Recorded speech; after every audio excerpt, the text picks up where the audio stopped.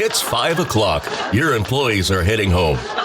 But you're still updating spreadsheets, switching between software, and wondering where the day went. There's a better way. Odoo brings accounting, sales, inventory, CRM, and more together in one fully integrated platform. So you spend less time managing software and more time running your business. Because your workday should end eventually. Try Odoo free at odoo.com. That's ODOO.com.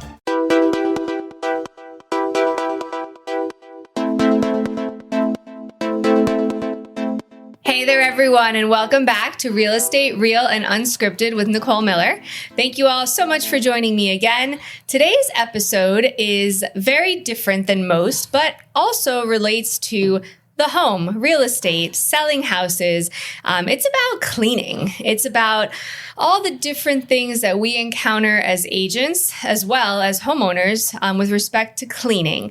And so with me today, I have Mike Welch, who is the owner of TMS Cleaning and Maintenance, who has helped me on some situations, and we'll go through some of those examples. But he owns this company. He's been doing this for 12 years. Super passionate about helping people and really has built a business around the icky stuff that people don't do, but we need. And, you know, oftentimes we're found in those positions. So my background in real estate started with helping seniors, a lot of senior situations where there were probates, a lot of hoarder situations that required junk removal, that required cleanup, that required even biohazard cleanup, unfortunately. Definitely. And so, you know, the importance of working with the right professionals to help get your house in the best, you know, condition for sale. And also just kind of knowing what you should do when certain things come up. And so I've dealt with many homes that had cigarette smells and all these things, and I've become like an expert on it. And I've heard people who said, oh, we just do this. I'm like, oh God, no, please don't do that. Like, you're going to ruin, like, don't do that. And there's a process, there's a protocol. Especially in that, you know, in the market, when you're going to put a house on the market, if it smells like smoke, like, that's going to be a problem. Amazing. So how do we remediate those things to, you know, prepare the house in the best way possible? So thank you so much for joining me today, Mike. Yes. I appreciate you coming on the show with me. Yes. Tell us and the viewers, listeners out there, a little bit about yourself, what brought you to the space that you're in, you know, what you guys are passionate about, and what sets you apart? What makes you different? Yeah, well, thank you, Nicole, for having me. I'm happy to be here, happy to speak on this topic, what we do. You know, we're very passionate about what we do. We love to help seniors. We love to help realtors and everybody in this diverse community that comes across these type of situations when it comes to extreme cleaning and unsanitary situations. I'm originally from Brooklyn, New York. My mother's Jamaican, so if you know anything about Islanders, they're cleaners, super cleaners. And my mother always had us cleaning different parts of the house. I was more of a kitchen, bathroom guy. My sisters were dishes. You know, we did the floors. We did all those things in the house. You know, my mom, my grandmother, my aunts, they're cleaners. And that's, if the house even had one piece of furniture, it was going to be spotless. Yeah. You know, so we always had that kind of background. My dad was in janitorial business. We started the business doing janitorial work. We still do a little bit of that. But as we went on, we had encountered a situation. My mom was a CNA, and she was working for a professional guardian. Yep. And she went into a home, and she called 5 different cleaning companies. This was in South Beach. This was probably like 15 years ago. And she said, I called 5 different cleaning companies and nobody wants to do this. And she said, well, my mom said, my husband and my son have a cleaning company. At that time, we were doing only janitorial. We didn't do any estate cleanouts or hoarding situations yet. But this was the first one. So we went and we took a look at it, and we went and had a beer too and thought about what we were getting into. My dad and myself.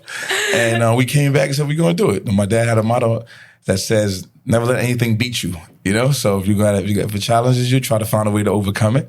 So we did it. That was our first one. And then after we did that one, after referrals from guardians, she referred to her probate estate attorney. Yep. And we dove in from the junk removal side, and then got certifications for biohazard, and then we got into it. Crime scene cleanup, trauma and crime scene cleanup, smoke remediation. Yeah. So we do all of those things. And we love doing it. You know, very, very passionate about doing it. I got a good team, family-based business. Mm-hmm. My cousin's my general manager. My dad is my partner. I have at least 13 or 14 guys and girls, and we try to tackle everything in cleaning from A to Z, especially the specialty cleanup stuff. Yeah. Yeah, for sure. So that was our background, and we love doing what we do. So you'd say that would be what makes you stand out. Yeah, I mean, our standout piece is, I think, our resources and our dedication to the senior care world. Mm-hmm. Like, I don't think there are many vendors, if there are any in our arena, that do what I do, that I've met so far, I've encountered or heard, that have the many resources in the senior care world, like close relationships with the Guardianship Association of Florida, Broward Coalition on Aging. We're together. That's where we met, right? We met. met. I met Mike in the senior world of networking, senior-based business networking space, right? Yes. Mm-hmm. So just to have, I'm the vice president of membership for BCOA. Yep. You know that. I was on the board of Broward County Guardianship. I'm on Florida State Guardianship Association. I deal with ALF associations. So I'm very heavily connected to the seniors. And I think that's what makes us different, that we have a wealth of resources from our extreme networking and dedication and kind of staying like on top of the context that you need to support this entire system. It's like an ecosystem. Right, an ecosystem. That's exactly how I describe this show. I say that everything that we talk about is something that touches the real estate ecosystem. For sure. Yeah. For sure. Then that's a big part of it. So I definitely value that. And I think the one thing I loved about you is you're accountable. And you get things done, and you follow up and you follow through. And so, trying to stay on top of that. We met a few years ago or so in this networking space, and Mike's team helped me. And so I'm going to start off with like an example. Realtors, you get a listing, the house needs work. So what does that mean? You have a house that might be original, and you might have a senior, somebody who's been living there, and mental health is really, really a thing right now in our society. And I don't think people out there realize how many people live in these conditions. No. And there's nothing to be ashamed of. And if you find yourself listening to this and you need help, get it. Please do. Definitely. Please do. But I deal with, there was a 2-year period where my junk people, before I met you, I saw them every other week. Like we were biffles. Like they're like, dude, Nicole, you again? Like literally, my guy was coming out every other week. Property. Literally every property I had was something. Wow. And there's estate cleanouts. There's hoarder situations. There's biohazard hoarder situations. Yes. There's smoke remediation. And so like Mike helped me on one, and this is a great example out there to everybody. I had a seller. He came to me. He inherited his sister's property. It smelled like cigarettes. It had nicotine staining galore. It had carpets. The walls were yellow. It had a lot of junk removal that needed to be removed as well. It had a lot of stuff in the back that needed to be removed. And so my seller was getting offers from people he knew, friends of his late sister, investors, and these offers all floated between $300 and $350. And that would make sense when you walk into the house and you see it in the condition it was as is, right? The investor's like, well, take it the way it is, and we won't pay a real estate commission, so you'll save money, by the way. No, you're not saving shit. Excuse my language. No, don't excuse it. You know who I am. You're not saving. You're going to end up paying because they know what they're doing. Of course. So example, case in point, I told the seller, I'm like, how much money you got for me? Like, what can you spare? Yeah. And he told me $8,000. Yeah. So we went in, Mike's team cleaned the place, every, corner of this place. And I'm talking about like the light fixtures that were stained and dirtied and dusty. We changed, my handyman came in, he changed out some blinds, which by the way, you can't clean those blinds. They were all yellow and stained. He washed the walls, he washed the floors, he washed all the crevices, he, degreasing things, right? You'll tell more about that. Yes. And we pulled out all the rugs. We did so much, and we did a deep clean, the windows, the doors, every crevice and corner, the garage, the outside. We did pressure cleaning, right? Yeah, what else did we do? Cleaning. We fixed some things in the front of the house, the mailbox that was upside down and lopsided. Between Mike's team and my handyman, we spent $8,000 fixing this house. And mind you, we didn't even finish. Like, I needed another like 3 or 4 to like finish the patio and the screen enclosure that was like left open. But we listed that place, I think it was $425 or $429. I closed at $435. Well, wow. Okay. And he was ready to sell it to an investor before he met me. And before we got $8,000 to spruce this place up, and we did it right. Okay. So tell us more, the cigarette situation. Yeah. Where do people go wrong with that? That's a situation that I guess, most people from the outside looking in or people just getting into real estate might not know how serious that is when it comes to remediation for cigarette. And, people smoke cigarettes, and they do it inside their homes, and they don't understand what they're doing to the home. And in this case, it was a lot of work to get the smell out. And a lot of people will jump in, and Nicole knows this. And shout out to Nicole. She's sitting right here. We're talking together, but she's an awesome realtor that knows her stuff. That's very detailed, very experienced. And I work with a lot of realtors. I work with over probably 50 realtors, and not any of them kind of have that detailed eye, the compassion, the care, the accountability, and just overall research, homework, expertise to say, hey, I'm a nerd. You come in and she knows about what you're doing before you start talking to her about it. I'm like, you're going to do this. And he's like, yeah, maybe. You're going to do this. It's like, okay. I don't get that case with most people. People come in and they which is cool. They leave me the expertise. Luckily, when it's me, but some other vendors don't know what the hell they're doing. Until you can earn my trust, everyone's on the same level. She's a powerhouse. She holds you accountable. Thank you. And she's good, which was the greatest thing for your clients and the families that you're helping. But the house, smoke remediation, we had to do a special cleaning. You have to do it. There's special chemicals you have to use. Mm-hmm. It's a degreasing and cleaning process that goes into the walls and the area before you put even a speckle of paint on that wall. Mm-hmm. That's the biggest mistake. So many people, and in my real estate group chat of our brokerage, a few weeks ago, someone said something like, the house smells like smoke. And I can't tell you how many people chimed in on the chat that were like, have them painted. I'm like, don't do this. No, you can't paint over it. Yeah. And so there's a process. There's a super process. And if you don't know what you're doing, you could F it up completely. Yeah, because once you put that paint on, you're encasing this. Yeah, you're encasing and it. So you have to. So people out there, listen, to what Mike's saying. You cannot abate that smoke without going through a process. Yes. So what are some of the things that you got to do? Like I said, first and foremost, even with cleaning, this is the cleaning techniques that you should know. Period. When you're doing anything with clutter or dirt or bad smells. It's just anything that's dry dirt, clean, dry dirt, dry. Vacuum first, even if it's a wall. Yeah. You got to vacuum the wall first. That takes up sometimes 70 to 80% of what's there just from vacuuming it dry. Right. Sweeping it dry. Then you apply chemicals and you apply water and chemicals together because then you start the degreasing process, especially when you have smoke situations, it builds up as grease. The kind of the nicotine is like a sticky. Yes, the nicotine. Yes, the yellowing, the smut that comes on the wall. So it's the degreasing process, a cleaning process. So you need to clean, degrease, and then use the proper chemicals to deodorize the wall. So it's a hands-on thing. You know what I mean? You might have a stick with something attached to it to clean, like a sponge or something like that. But you're going up on ladders. You're doing it by hand mostly. Yeah. You're doing it by hand. You're doing it by hand. You're doing it manually. Yeah. There's not an automatic machine that you can always use to do this type of cleaning. I don't think there's one.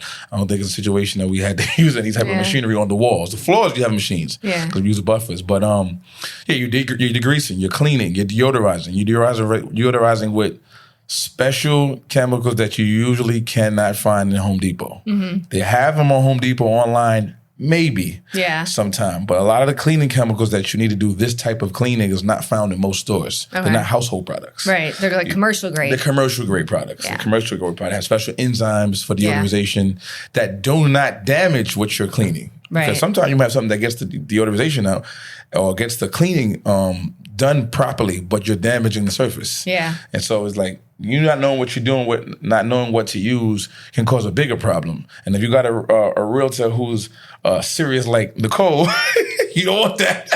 No. You don't want that because she's I don't play. I will hold you accountable. She's gonna hold you accountable, and you're gonna have to fix that thing, or it's gonna be a problem. But so after you do the cleaning process and after you get it cleaned up good and you deodorize it good and you remove that heavy saturation of grease and smut, then you have to kill the wall with a special painting. It's like special primer. A lot of people in the painting world, if you just painted your house before, you should know what Kills is.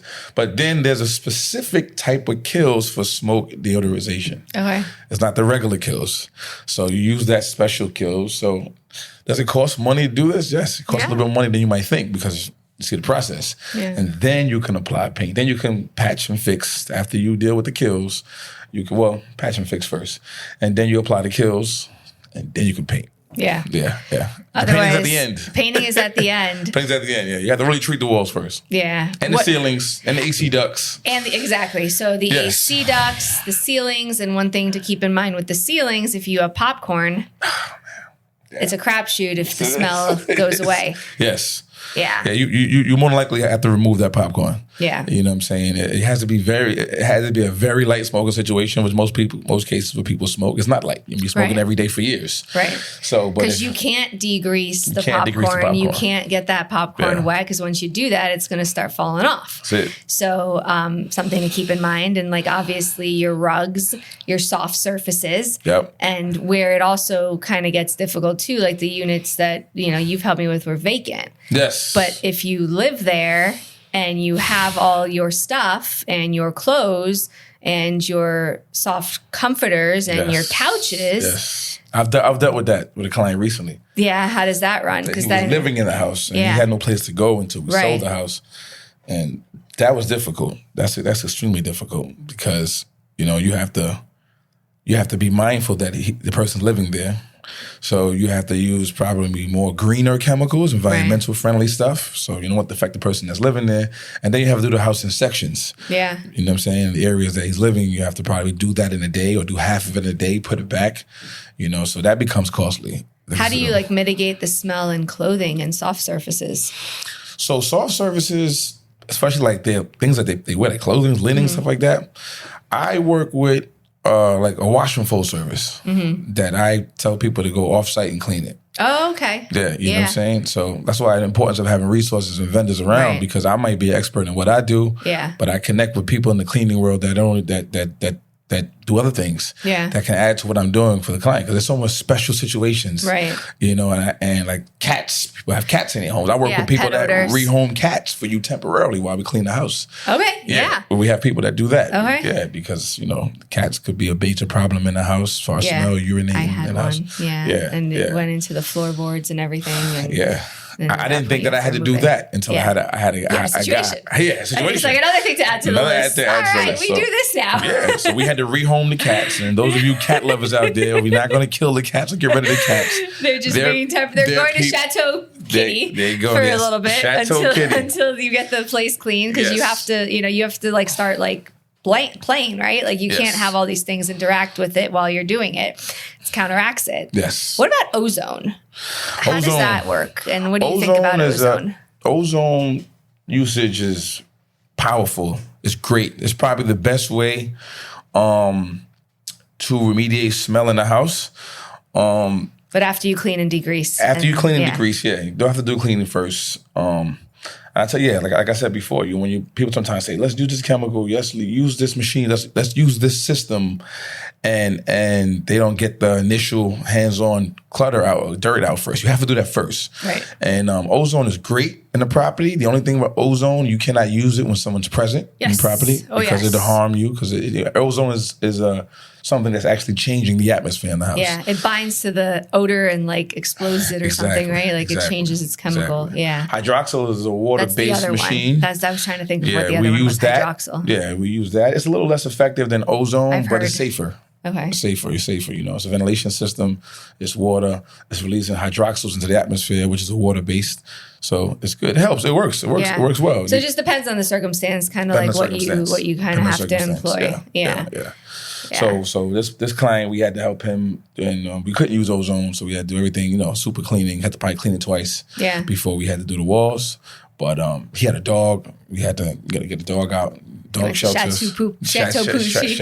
Actually, there's a Chateau Pucci. Shout out to them. They're awesome. Yes. That is a place in Pompano. I love them.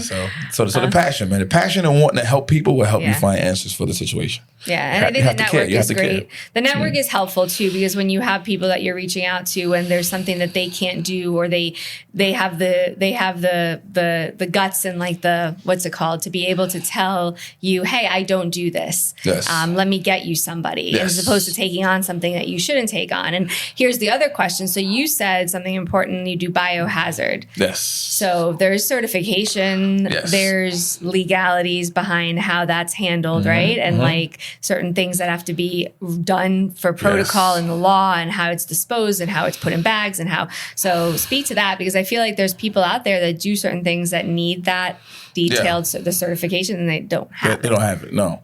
And especially in the state of Florida, we're in the state of Florida. I know this podcast or broadcasting could be probably seen anywhere, but in the state of Florida, you don't necessarily have to have I would say like a license to do biohazard and trauma and crime scene cleaning. So that's a problem in Florida. But you should. There is one. There is a certification. There's a training. There is licensing for it. But you don't necessarily have to have that to do it in Florida. Other states, you have to have it. You have to have it. You can't do it. It's like a state, like how you have mold and remediation and water damage. Yes. It goes through the state for licensing. Right. Bioremediation is not. So that makes it even more dangerous, because people are less aware, because the state's not regulating that. They're not regulating that the licenses for it. Yeah. You know what I'm saying? So, but there is a certification as this. So it's IICRC. It's the Institute of Inspection and Cleaning and Restoration Certification. That's the institute. That's like the bar exam for biohazard and cleaning. Yeah. So they have a serious shout out to the IICRC, all my people that teach the IICRC classes. Very cool people, and it's not easy to teach that stuff. But I did the training for it years ago. They teach about hoarding, bio-cleaning, so we have it. So that's something that makes me different right off the top from a lot of cleaning companies that do it. And I'm not saying that the ones that don't have the certification are not good. They might have learned with somebody that did it. Right. But you have to have a certification to really get the details and the science behind it. Yeah. So that's a situation of bio-cleaning. So, and trauma, what they call it, trauma and crime scene nowadays. So it's hazmat stuff, usually when somebody passed away. I've had a situation when somebody didn't pass away. They injured themselves, feces, urine. I've had a handful of those. Yeah, senior care community. Yeah. You as a realtor, when you walk in these type of places, do you...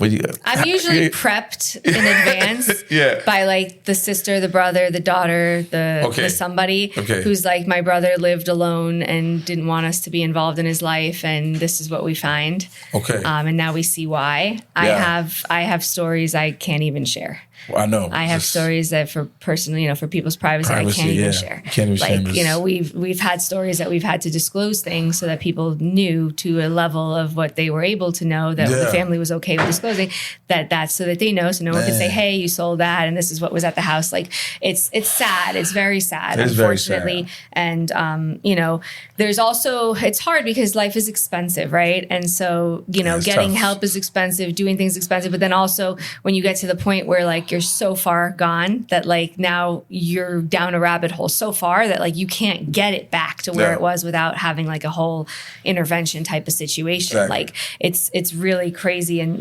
one thing I can say too, because like you'll do junk removal and stuff. And I was talking to my sister yesterday. I was gonna go see her at her house and go see my nephew, who I love to death, and because I was in Aventura for the Tri-County networking over there. Yeah. And so when I go to Aventura, and if I drive down to Aventura, I go see them. So she wasn't available, but why she wasn't available? She was taking a bed for my nephew to my mom's house for bulk pickup because her community doesn't have bulk pickup.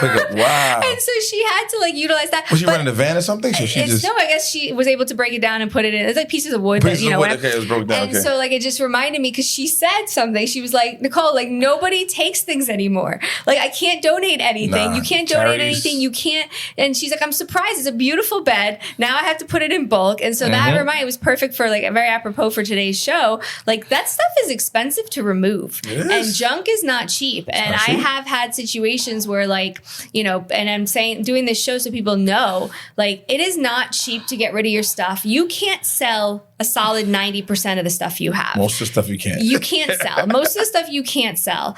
Especially if it's not something that is luxury, high end, has some sort of antique value. I've had antiques that like people were like, if you bring it to us, we'll give you $250, but if we have to come get it, we'll give you $100. And I'm like, it's a beautiful teak antique table that did nothing. So it's very hard to get rid of stuff. And I think that's the biggest misconception of people out there is that like, I'm going to sell my stuff.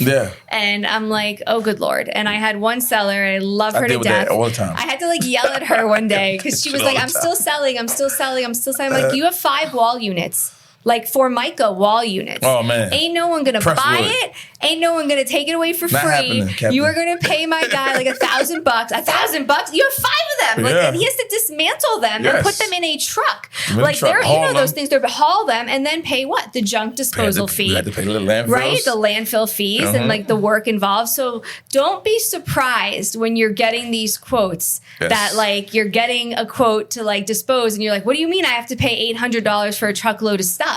And I'm like, yes. That's what it is. Like, well, I'll try to sell it. And then I'm like, you're not going to sell it. You can't, you won't even be able to give it away. No. And my poor seller, I loved her to pieces. She waited like 4 months. And every time I checked in with her, I'm like, we need to get this listed. The market's going down. We need to get this listed. The market's going down. And then I could have gotten her $370 when we started this production. And then in the 4 months it took her to try to sell 5 wall units, she was at about $330. The like listings were popping, like dropping like flies. That we were at the house one day. She was finishing the villa townhouse in like a senior community.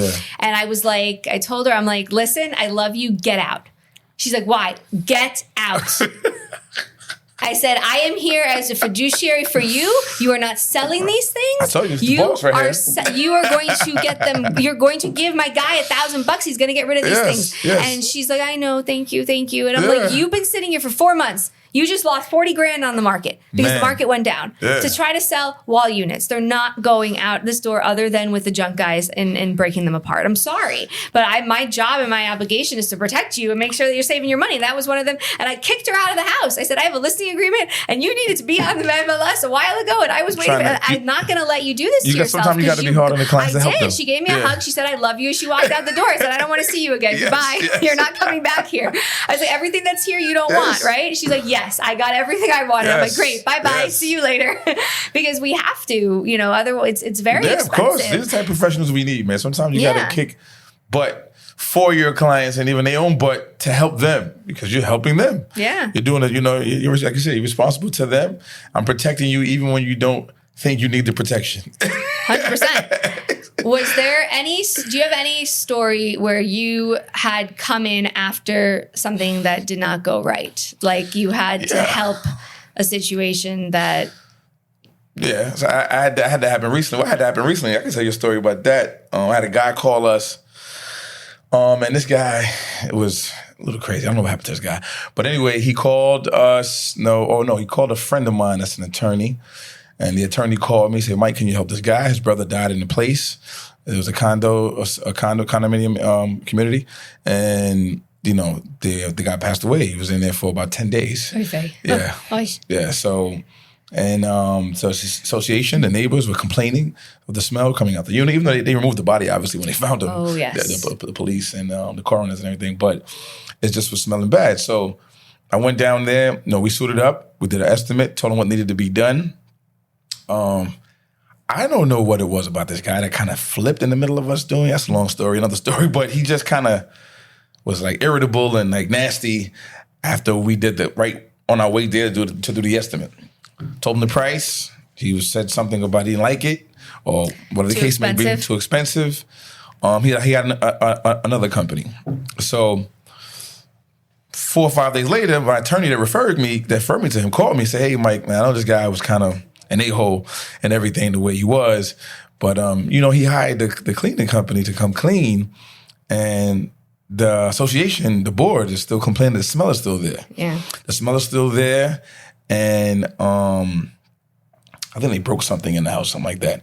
So I said, what did they do? What did they do for the house? And he told me what they did. I was like, oh my goodness, man, no. And what they did was they cleaned. I don't know what they used to clean, but the blood wasn't there anymore. The bodily fluids weren't there anymore. But one of the major parts of bioremediation, hazmat, trauma, and crime scene cleanup is the removal of structures. Like, because if you're trained properly, you have to remove every place where the contaminants went. Pieces of wall or baseboard. So and it was bodily fluids. Like the body at that point, 10 days, the body blew up, decomposed. Oh, God, yeah. So it went places. There was a vinyl floor, and there were rugs. Yeah. They didn't remove the rugs. You can't clean that shit. You can't clean that shit. You have to remove it. You get what you pay for then. Exactly. That's the lesson. Yes. So you came in and you... So I came in and I charged him a little extra. I did. Because he booted us and kind of yelled at us. It wasn't that we charged him extra because we didn't do the job. Everybody's free to choose who they want as a vendor. But it's the way he treated us. He treated us pretty bad. He had a bad attitude. So I said, if I'm going to rescue this guy, he has to pay me all the money in full up front. Yeah. And then we're gonna do it. And then we did it. And they didn't remove the contaminants in places they needed to remove it. They didn't rip the vinyl floor up. They didn't remove the carpet. They didn't throw one of the dressers out in the room. And in that room where the guy passed away, you had to remove everything from the room. Yeah. And they did not do the remediation to the walls. They didn't. So there's a protocol, people, right? Protocol. So, and one thing I think the biggest lesson learned is like you get what you pay for. You have to understand that what Mike's saying happens a lot. Like it happens all the time, all the time. And you usually have seen it in your own life transpire, right? Mm-hmm. So, if anything, if you get anything out of today's show, it's to hire the right professionals, make sure that you're doing, especially with things like that, because that's like health, that's, disease, biohazard. That has to be done properly. Yeah. So making sure that you reach out. And so let everyone know, Mike, where people can find your info. What's the best number they can call if they have any questions? TMS Cleaning, Maintenance, and Moving is the full name of our company. Some places online are still TMS Cleaning and Maintenance, but if you Google TMS Cleaning, we'll come up. We're based out of Oakland Park, Florida, but we work all three counties, Miami-Dade, Broward, Palm Beach. We work all over Florida almost, other than the Panhandle. But I go in Orlando, we go to Tampa, we go to Sarasota. You find that information online. My phone number is 954-864-4055. The other number is 786-385-7900 for those who like to dial the Miami numbers. But you'll get myself or probably my general manager. And we give free estimates. We come out and do walkthroughs. We do estimates from videos, from pictures.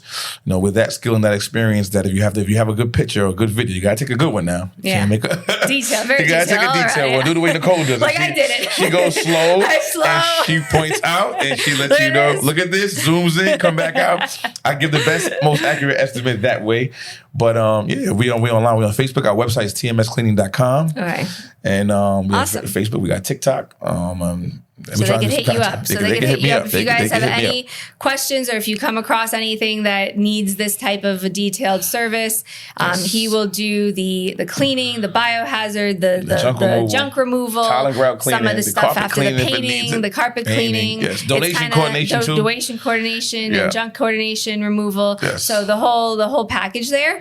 So it makes it very helpful, and it's great for agents out there too to have your number. So save agents, it. Attorneys, professional guardians, families, property managers. We help all those people. Amazing. And awesome. More. Yes. Great. Yes. I'm so happy you were able to help shed some knowledge, drop some little gold nuggets for everyone out there. Definitely. And everyone out there, thank you so much for joining. If anything resonated in this show, please make sure that you share it, like, subscribe, and hopefully we were able to help someone or yourself with something that you might be dealing with. And it's okay. This stuff does happen. Yes, it's okay. And having the right resources and the right people who know, there's no shame, there's no embarrassment, there's no, it happens. Yes. So we're here to help, and we'll see you on the next one. Thank you so much. Thanks for having me.